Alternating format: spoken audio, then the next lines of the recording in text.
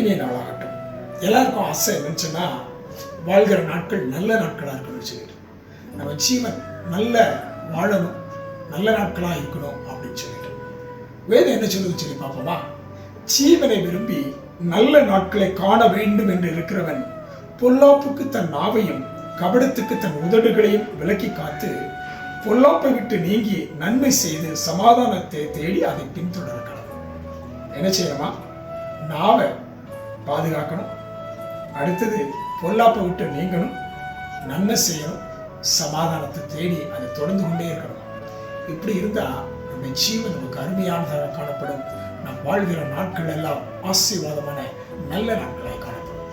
உலகம் நிறைய காரியங்களை சொல்லும், ஆனால் எங்களுடைய வேதமோ இதைத்தான் சொல்லுகிறது. தொடர்ந்து செய்வோமா?